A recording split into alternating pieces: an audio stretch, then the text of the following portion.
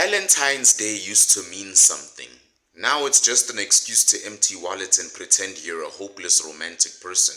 But here's the thing. No one even knows what it originally means anymore. And in South Africa, we've taken something meaningful and turned it once again into a cheap, forced display of affection with no thought behind it. I mean, we're out here buying 30 Rand chocolates thinking that's love. If this is what romance has become around here, we might as well just start celebrating National Buy a Dairy Milk Day, because that's basically where we are. Hell, you probably watching this don't even know how Valentine's Day started, do you? And before you get all, oh, it's about love and hearts and chocolates, let me just say, the origins of Valentine's Day have absolutely nothing to do with how we celebrate it today. I'm back. And if I look like an Instagram baddie who hasn't put on her makeup yet, blame the college tests, alright? Because I was night grinding on these textbooks like never before. Having a few hours rest, waking up before the sun even bothered to show its face. Hell, I was even waking up when the Nyaupe boys were still sleeping and burying my head into maths books I barely remembered about. Into a math book I barely remembered anything about when I walked into the exam room. Seriously, I walked in and felt like a deer in headlights. What happened to all the studying? Well, you tell me, but hey, I got through it, right? Just like the average South African, we cross the bridge when we get there. Just a few more exams and I can finally let out a sigh of relief and pretend I've got my life together. So if I look a little ragged, like Cyril on his podium, then don't blame me, okay? I've been literally grinding until the grind itself has been questioning my sanity. But no cap, my brain right now feels like mashed potatoes, but hey, we got through it. Oh, and by the way, I was also invited into an episode of the Colonel Chris Wyatt show. It happened. Did you watch it? Did you watch the live stream? I was live streaming with him on YouTube the other day and had my first ever interview. And it went amazing, to be honest. We talked about everything under the sun, and it felt like I was finally able to drop some truth bombs on that platform. It was a solid moment, and I'm very proud of how it went down. Are you? Comment down below on what you think. Big shout out to the Colonel, Chris Wyatt, because I felt like it was a big win. But now, after all of that, I've returned. And because I've returned, I've got to hit you with a little shift in direction here.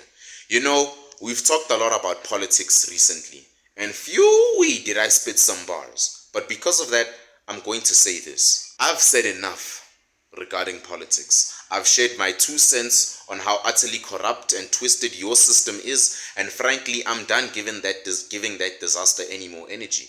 Honestly, it's just a rotten mess. And if you're not seeing that by now, you're probably living under a rock or too busy worrying about what Somizi had for lunch. So here's what's happening next. No more politics for now. I'm stepping away from all that crap. We've done it. We've said it. I've exposed the truths. We move on. I'm moving on to something a bit more real. Something that actually helps us day in and day out. From this point on, we're moving into deeper, more meaningful topics. Expect real talk about how the system is failing you and I, and how we can pick up the pieces and how to improve ourselves, because that is what is truly important. Oh, and I'm also going full force into motivation and self-improvement as well. Yep, you heard me right. It's time to stop talking about how messed up things are in this country and start looking at how we can fix ourselves and this mess. And trust me, I've been there, sitting on the edge thinking about how everything sucks, how nothing is going right for you. But here's the thing, you don't have to stay stuck. I'm working on my own growth and I'm bringing you all with me. This is much bigger than myself, and if you've been waiting for that shift in this channel, well, it's happening right now, and I want to help you become the best version of yourself. This is about your growth, your mind, and your future. So here's the deal. If you want to see videos about that, if you want to see some real talk about self-improvement, how to break out of your slump, and how to be the best version of you, let me know in the comments, because I'm listening as usual. And trust me, we are going on this journey together. It's not about where we've been, it's about where we're going. And the only way is up. The sky's the limit for us. Drop your thoughts below and let me know what you want to see from this channel next. And I'm sure you're wondering, but Summer, we loved your politics videos. Like, why stop now, bruh? Now listen, because I need to drop something heavy on you right now. This channel isn't just a YouTube channel. It's not just some place where I drop random rants and try to get likes or views for clout. It's not just another South African channel that just can't stop talking about what the government is going to do next, okay, like the SABC News. No, this is a movement, a revolution if you will. A mission of individuals who are done sitting back and letting life control them. A mission of people who want to take control, who want to stop being pawns in a broken system and instead step up and be the players in their own life. This is for the real ones who are constantly looking to improve themselves, who want to reach higher than they've ever thought possible, and who are determined to do more than just exist in this world like myself. So our society has a problem, we do something about it. We don't just follow up on the despicable affairs like the other shortcut taking South African channels you watch, alright? We are built different over here. This channel, this movement is much bigger than myself, and that's why each subscriber on this channel, every member of the realm of reason, actively grows this movement and expands our goal for our society and improves us as a whole. And guess what? The movement doesn't stop there. There's more. We've got a whole other world that's been growing. A place where the real ones come and connect, share ideas, and break out of the mental cages that the mainstream tries to trap us in. I'm talking about the Realm of Reason Discord server. If you're serious about moving forward, if you're tired of the noise and want somewhere to actually talk and find solutions, learn and grow and improve yourself, that is where you need to be. Join the link in the description below. And you might be asking, why the hell should I join a Discord server if I'm already following Summer here on YouTube? Simple. YouTube is nice and all, but it's just a platform for flashy content, views and likes if you really look at it. It's hard to have those deep conversations here and actually make real connections with people here. But in the realm of reason, we've got something different. We've got something more intimate. We've got something more powerful. This is where the movement and the real talk happens. This is where the grind never stops, where we're all pushing each other to level up as brothers and sisters, as brethren, where we don't just talk about self-improvement, we literally live it. Basically, the realm of reason is the Summer Sambit channel times 10. A whole lot more is done and talked about there than here. Maybe you know someone who is part of the realm, but won't say because of the benefits they are receiving from us. So you see, we don't have time for shallow conversations here. This is about connecting with like-minded individuals who are serious about their lives and their personal growth and who want to improve in life. We talk about everything from motivation, mindset, money, success, to the stuff no one else has the guts to address. We go deep, we go real, and we're all in this together. And you know what? I talk to the brethren in the realm of reason much more than I do on YouTube. While I was gone, I've been talking on Discord much more than YouTube. The people who don't just want to be spoon-fed content, but who are hungry to learn and push boundaries and take control of their own damn lives are those who are going to click the link and join me. So are you ready to take it to the next level? Or do you want to simply join in to a nodding society that simply follows what the government tells them every day? Trust me, this isn't just a Discord group chat. This is where you'll find real people, real conversations, real growth, the kind of growth YouTube cannot provide. So I'll see you there. Because there we are not just talking about making moves, we are making them. And I'm here for it. Now back to South Africa ruining Valentine's Day. I don't know who came up with this mess we now call modern Valentine's Day, but whoever they are, yeah, their grave should be dug up and their corpse should be torched. Because as a society, we have moved so far left from what Valentine's Day is actually really about, we might as well be in another universe at this point. Now, hold up before you get all, but I like making Instagram posts about Valentine's Day, fam. I want to take a quick dive into real history about Valentine's before social media ruined it. You see, what you're celebrating today has absolutely nothing to do with the original idea. It's been twisted, manipulated, and sold to you like a half-price special on Valentine's Day teddy bears from a shop that's going out of business. But guess what? I'm here to break it down for you.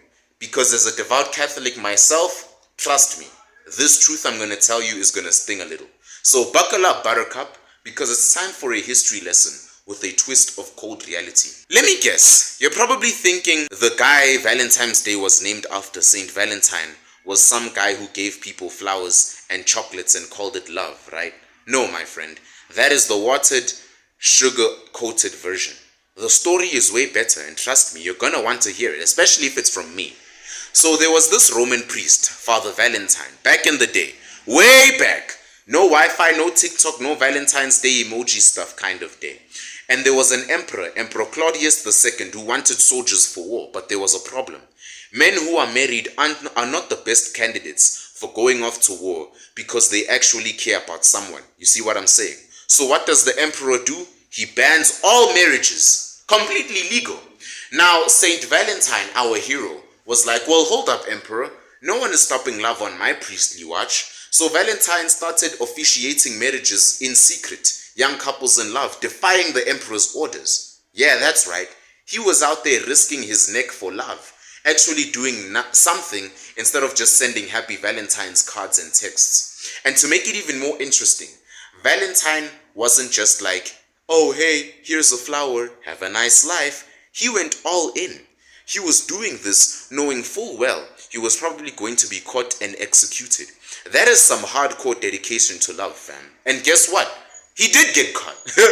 They threw him in prison, tortured him, and eventually sentenced him to death. They chopped his head off.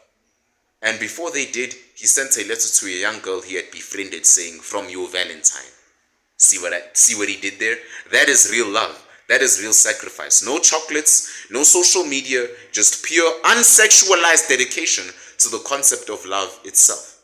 Fast forward to today, and what do we have? A chocolate company's wet dream. People, don't get me wrong, okay? I love chocolate. But when the day turns into some commercialized circus of overpriced roses and cardboard love letters, we have truly lost the plot. Gone are the days where Valentine's was about risking everything for love. Today, it's about a guy buying his girlfriend a 30 Rand daily milk and calling it romance. Buying her a pin pop and calling it romance. Bro, your idea of romance is a chocolate bar that melts before you even get it to her. It's all wrong. So let's talk about these broke people trying to celebrate Valentine's Day in South Africa. You've got some South African dude hustling to buy a cheap box of chocolates like he's out here making grand gestures. Bro, it's just chocolate. Your relationship's already melting. You're not impressing anyone here. Real talk, fellas, if you can't afford to do something meaningful with your partner, maybe don't buy the generic supermarket brand chocolates. Maybe try saving that 30 Rand a month, and by the next Valentine's Day, you've got more than 500 Rand or something to spend on something that actually shows the effort and love you have for her. I'm not saying take her on a helicopter ride or anything, but it definitely doesn't have to be a cheap box of chocolate either. And you know what? I actually don't blame you.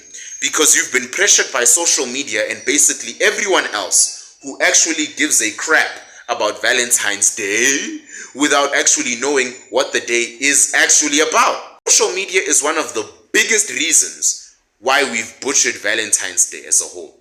People are out here posting hashtag relationship goals like it's some kind of competition. Look at my dinner, look at my bouquet of roses I got for my girlfriend, look at my rented Lamborghini on YouTube.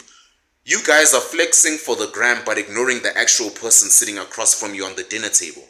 Why do you think couples are getting perfect date nights with fake smiles just to show off for likes? It's all smoke and mirrors.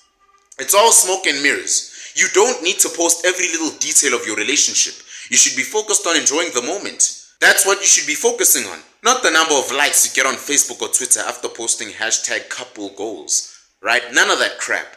We've got people doing absurd things now, like hiring helicopters to propose. Alright, it's a cool flex, but is that really love?